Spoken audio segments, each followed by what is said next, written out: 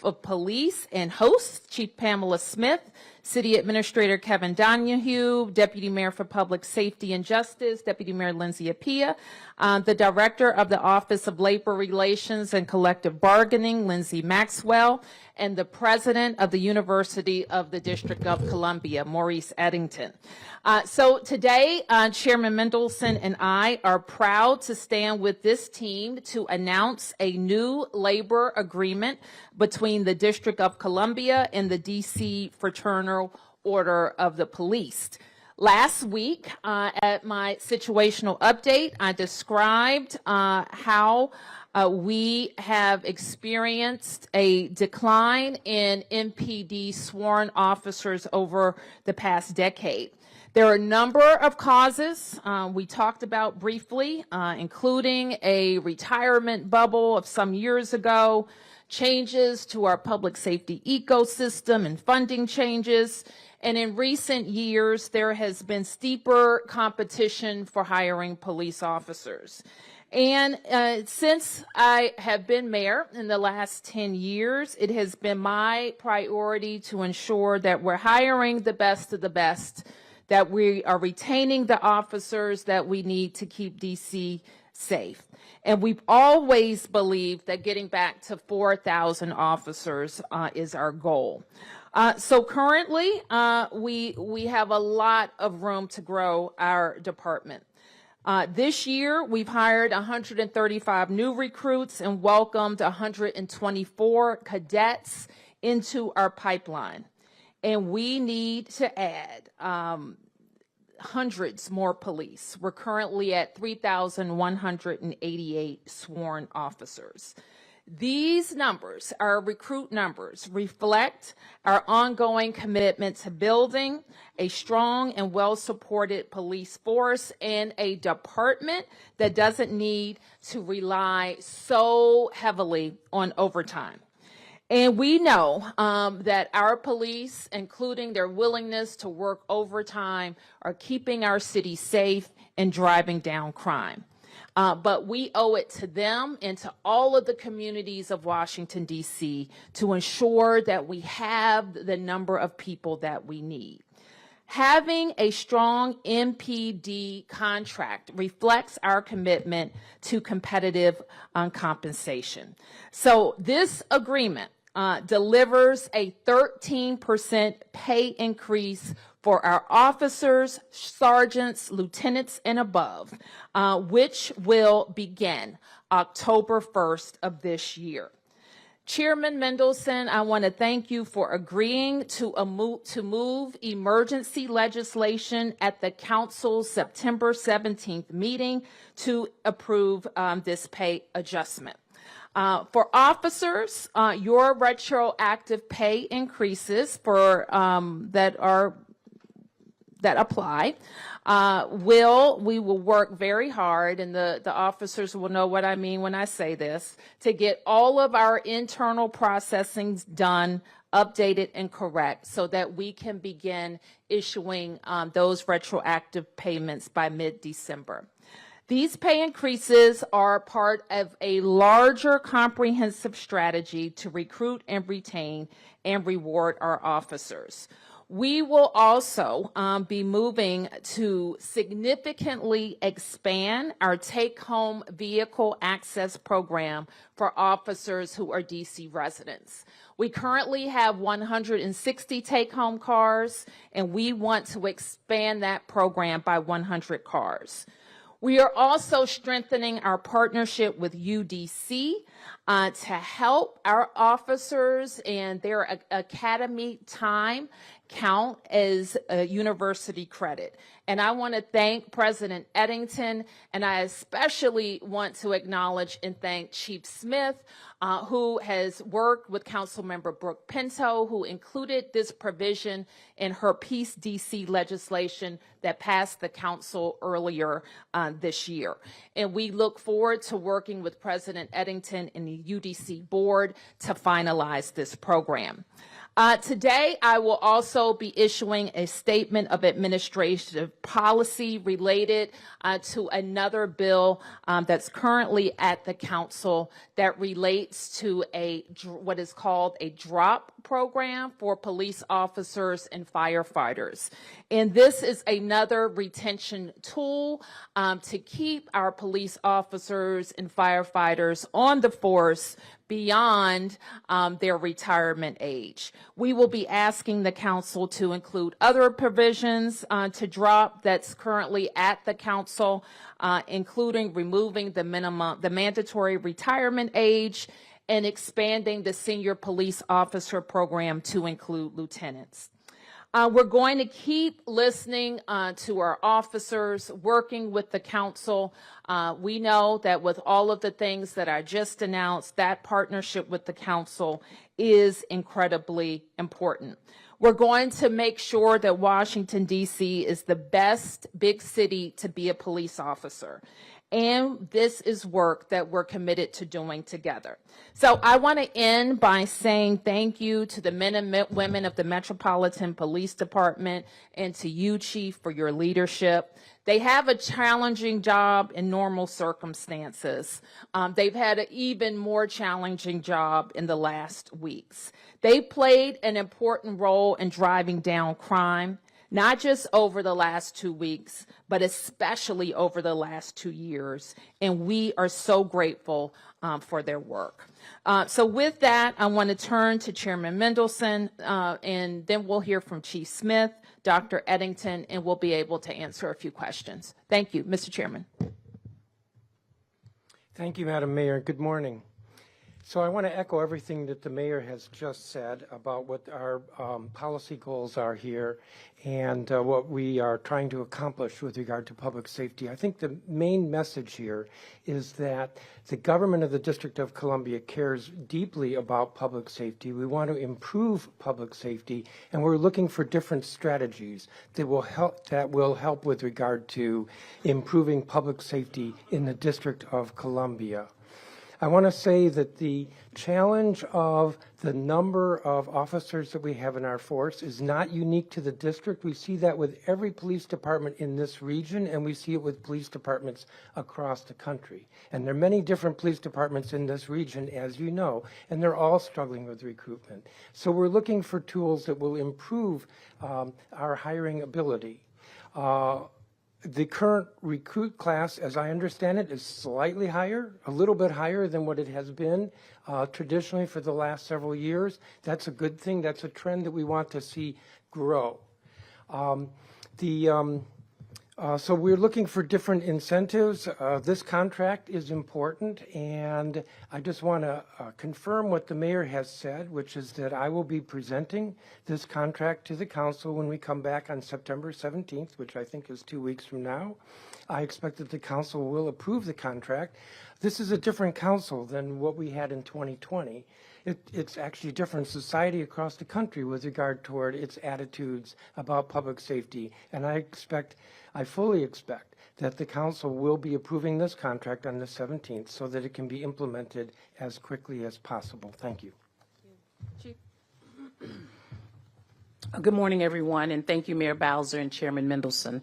Today's announcement is a welcomed news for the men and women of the Metropolitan Police Department who deserve our greater appreciation for the work they do around the clock with keeping our city safe.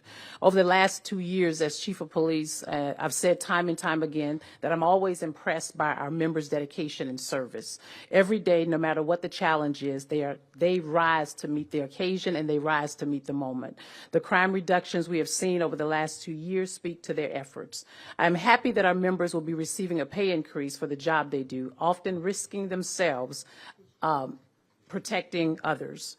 While this collective bargaining contract agreement is welcome news, we can also help our members by increasing the size of our workforce. We currently have 3,188 sworn members, and we know that we need at least 500 additional officers to meet our current staffing needs. We also know the market is highly competitive. The need to recruit officers is a challenge that agencies across the country are facing, and we continue to take the steps necessary to grow our department. I'd like to thank President Eddington as we are in discussions with the University of District of Columbia to help support prospective officers, offering a reduced requirement in college credit hours to applicants, but still ensuring that they have the credit hours necessary to become police officers. There is a reason why college credit hours are required.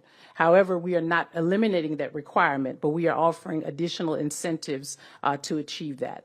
The announcement of the collective bargaining agreement, the college credit incentives, as well as the take-home vehicle program will make our agency one of the most competitive in the region.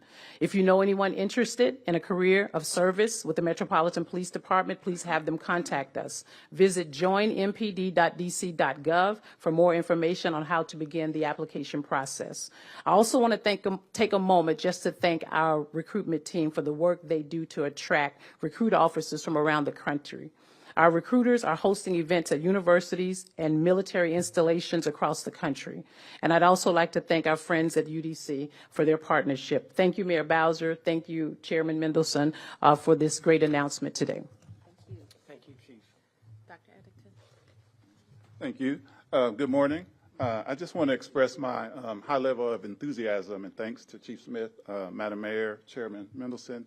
The University of the District of Columbia is very excited to play a role in helping the district in its efforts to retain officers.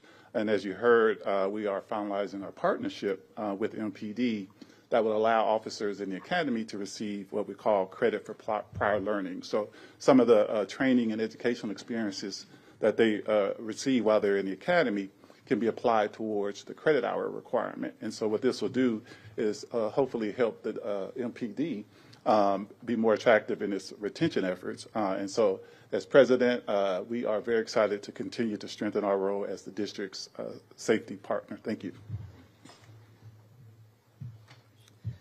Thank you very much. So those are our key recruitment and retention announcements today for MPD, and we look forward to working with the council in the weeks ahead. And we can answer a few questions. Any questions?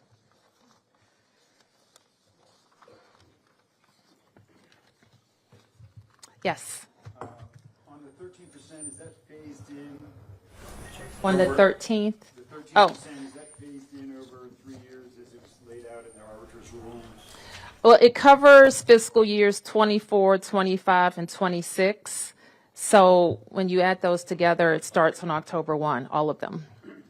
So it's a 13% raise on October 1. And when I say October 1, that means everything and all our systems, IT systems, personnel systems, financial systems working exactly right so we can begin on October 1st. And then are there any changes as a result of this in the disciplinary process that the union have been asking for? This affects the CBA only. Any other questions? Yes. I'd like to ask the chairman of the council, you just said a moment ago that this is a different council than we had in 2020. Mr. Chairman, could you tell me what you mean by that? Since the council and the legislation that it passed in the wake of George Floyd has been criticized more recently for its liberal laws, what did you mean when you said this is a different council? And if you would step to the mic. You don't want me to speak off mic, Tom? So, I mean, you're familiar with this. There's been a lot of criticism about what the council did or allegedly did back in 2020, defunding, which we didn't do, but defunding, getting police out of schools. There were a lot of criticisms, and the council's just not there. As you know, in the last, this year, but last year as well, we've passed a number of public safety bills. We've made some changes to the law, and we've done it without the disagreement or the acrimony that you saw in 2020. Yeah, Martin. Chairman Mendelson, if you could go back to the mic, sorry. Continuing on what Tom was asking This is the about. mayor's press conference, but fine. Co-equal branch of government. I mean, Absolutely. You can take some questions also. You've been gone for a bit. So speaking about this being a different council, one thing that the council did do, which has been severely criticized by the police union especially, is this comprehensive police and I think justice safety bill, I forget the full name, but police reform bill. that limited the ability of the union to actually negotiate on discipline. Now, they've been pushing, and Congress has been pushing to congressional Republicans to get that repealed fully. Is that something you would be considering moving forward in the council? Do you think there's appetite for that, or do you think that still is a justified action that the council made back in 2020? My answer is no, but there were other provisions in the law, such as chokeholds and vehicular pursuit, some issues with regard to transparency, and those have been addressed or largely addressed. So those are other examples. Yes. Did you have a thought? That wasn't particularly clear. Like, do you want to repeal the provision of the law that said limit? no. Oh, you said no. Okay, good.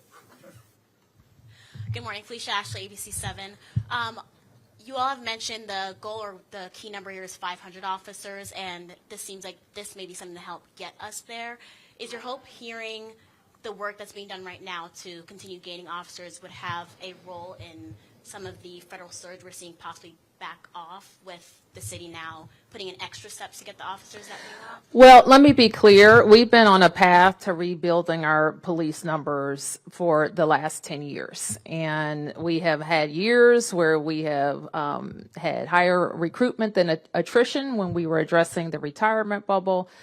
We put in place housing incentives, signing bonuses, and everything should be on the table in terms of how we increase the number of officers we have. So absent any federal action, we need to add to our police numbers so that we can relieve our officers of the demands of overtime that they're currently experiencing. That they do, and they do willingly, because they know when the chief calls on them to deploy them and they're needed, they show up. But from a management perspective, certainly that's not the most efficient way for us to run a police department. So we want to make sure that we're adding the officers that we need. Yep. Can you give us an update regarding overtime use since the federal surge? I know last time you were asked about it with your update. And then a follow-up, I know you released your mayor's order, and you were, I think last time we talked, you had mentioned, we're working on something, but there's been a lot of questions about there's no timeline, like an end date to it, and if there's anything that you want to say about that, why it was written in this manner. Sure. So let me start with your last question first. And I have to say that there seems, I think the last time I was with you, I had a similar, trying to make sure that we have the record straight on what we communicated in the mayor's order. And I have to say that there was a Washington Post headline that circulated that was simply false. I went back, I reread that order, and then the hundreds of words that were in that order, there was no mention of welcome or welcoming. So that headline was false. And sadly, I think it was intentionally misleading. Let me tell you without equivocation that the mayor's order does not extend the Trump emergency. In fact, it does the exact opposite. What it does is lays out a framework for how we will exit the emergency. The emergency ends on September 10th. The only way it can be extended legally is by the Congress. So I want the message to be clear to the Congress. We have a framework to request or use federal resources in our city. We don't need a presidential emergency. Yep. Sure. That's pretty strong language. It's accurate. The Washington Post Yep. intentionally had a misleading headline. It was misleading. Can you expand on that? I mean, I've said all I need to say, Mark. If they say that we were issued a statement that was welcoming, that is false. Mayor, you said it was intentional. That's what I caught me. How do you know it was intentional? Well, this is what I know. They changed it, so I think they recognized that it was false. But I'm not sure why you would write it in that way and choose to describe the mayor's order as a signal that it wasn't. What it is, as I explained in my situational update the week before, is a framework that we will use inside government to deal during the emergency and after the emergency. And that's a fact. You ask about the timeline. Some of my mayor's orders have end dates, and others are rescinded by a follow-up order. And that's how this one will be dealt with. Yes. Yes. There are obviously things in our current situation that the 30 days does not apply to. Like the federal presence here is under that March task force order. The National Guard is its own thing. But what would change with the end of an emergency that isn't renewed is that order put out by the Attorney General, the revised order, I guess, which had 4 directives, 2 of which, at least 2, involved immigration enforcement, directing the MPD to do certain things in advancement of federal immigration enforcement. Do you see, if the emergency is not renewed on September 10th, do you see a specific concrete change in MPD's approach to immigration enforcement or partnership with the feds when that directive expires? You're right to point out that the Home Rule Charter in this 740, which is implicated, compels me to provide MPD services for a federal purpose. The AG order specifically outlines some requested MPD services related to immigration enforcement, which is a federal purpose. Those expire with the presidential emergency. What we made clear in the mayor's order is there are federal agencies that we work with all the time that help us, whether it's in investigations or high-level crime investigations, that have helped us drive down crime in the city for decades. And our expectation is to work with those agencies. Yes. 2 questions. With the new 13% increase, can somebody say what the starting salary is now just for an officer? And then also you mentioned the signing bonuses and all that. Is that still in effect? And did that seem to be helpful?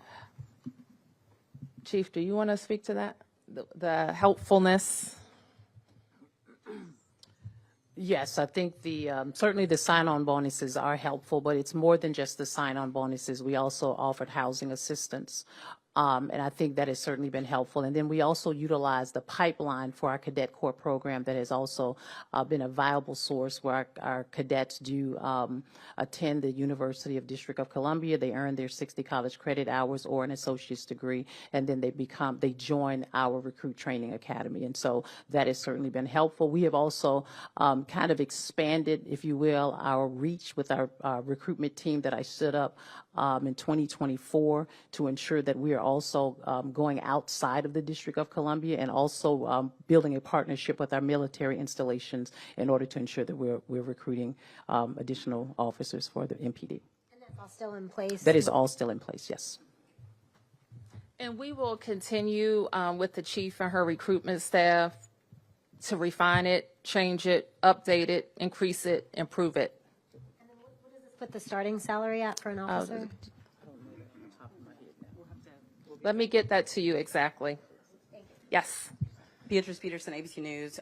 So earlier you were talking about your mayor's order that you released yesterday and saying that the emergency ends on September 10th. Can you explain what September 11th is going to look like for people in the district? I can explain to you that we will continue our focus under the leadership of Chief Pamela Smith of working with our police officers and deploying across the city as needed. Yes. All right, we're in round 2 now, so this is it. I'll keep it short, I promise. Okay. Mayor, would you mind sharing just some of the feedback you've received from the community during this time of some of the federal surge that we're seeing here? I know last week we talked about a change or a stronger collaboration that we learned about between DC as well as the federal surge. Can you talk about the feedback you've received from the community on that? It has been across the spectrum of feedback. People who are, like me, outraged over the intrusion on our federal autonomy. People who, like me, who see protecting home rule and our autonomy as our North Star are saying, keep making the right decisions, the tough decisions, and keep explaining what you're doing to DC residents. I hear from other people, why did you do that? What did you say? And I talk to them about why I did that. I have spent a lot of time talking about the Home Rule Charter, what it requires, and also talking about DC statehood and how that is the only vehicle to us not having an intrusion on our autonomy. And so I've had a lot of tougher questions. I've had questions at every level of government. And so we have worked hard. We stay on the phone. We stay in meetings on keeping people informed of how we're going to get on the other side of this. Yes. This could go to you or Chief Smith either way. The one thing I've always noticed when the data comes out on overtime is that it's somewhat evenly split between what DC pays and what the feds pay. So, or DC pays a little bit more, but either way, the feds pay a significant component. So you're assuming that MPD police officers are doing a lot of federal work. Yes. Has there ever been a request of the federal government to start ponying up more money, both not just to pay that overtime, but also maybe they should start hiring police officers or start considering using all the agents that they do have to start taking some of that pressure off of MPD when it comes to we spent a good part of last year focused on, this is Tomas's, one of his favorite topics, where is Tomas, on EPSF, and that's the emergency fund that is included in our payment. One of the only payments to us that's different than other states, and its purpose is to pay for how we support the federal government. We support the Fed, and the chief can say this better than me. We support them in a lot of ways, including movements of the president, movements of diplomats, First Amendment demonstrations, which we saw First Amendment demonstrations take off after 2020 in the city, inaugurations, all manner of special events that require additional work. We're not complaining about the additional work because we think we do it best, and we want to be able to serve in that role. But there is a cost, and in recent years, the payment hasn't matched what it cost, especially with the inaugurations and the additional protest activity. So we have a request. I think last year we wanted 100, we got to 90, and then the CR issue kind of wiped out that work. This year, we're gonna, it wasn't what it needed to be in the president's mark, and so we're working with the Congress to get it up. We think 90 to 100 million is where it needs to be. Okay, Tom? Yep. I have a three-part question. Has any of your administration been subpoenaed by any of the Hill House committees to appear on the police stats issue or any other issue? Are you planning to testify anytime soon on the Hill? No, and we will participate as we are asked. Okay.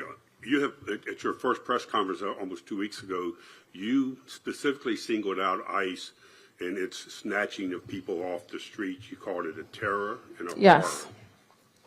Have you conveyed that? Most of everything I've seen online, social media, is the objection by citizens and people of this city of how ICE is masked, unidentified, cars not marked, just snatching people off the street. Have you expressed that concern to Bondi, the Attorney General, or to the White House? Yes, I have. And let me just say a little bit more about that, Tom, because I agree with you. What our residents are, they're concerned about a lot of things, but they're concerned that MPD has been compelled to participate with ICE. This is a requirement of the Home Rule Charter when the president requests MPD services for a federal purpose in an emergency, okay? We got to get out of the emergency. That's why it's important that you understand that the framework that I laid out in the mayor's order is a pathway out. And we have to be very clear to members of Congress that this is how we will be able to request or receive additional resources, manage it to the to the most strategic benefit for DC residents and public safety. And the other thing that is our primary concern is violent crime. How do we get guns? How do we keep people from using guns? How will we continue to drive down carjacking, use of guns, homicide in the city? We've been driving it down for 2 years. That accelerated, and we want it to keep accelerating. So how do we do that? So our deployment and our resources have to be used on violent criminals. And I can't say that the ICE activity is getting violent criminals for the most part. And if I could finish my final question, you and the chairman started this news conference by talking about the labor agreement with the Metropolitan Police Department. You invited the chairman of the DC Police Union, Mr. I think he's Sergeant, or I'm not sure, Detective Pemberton. He's here in the audience. Was he invited to speak today, or could he speak about the agreement you guys have reached?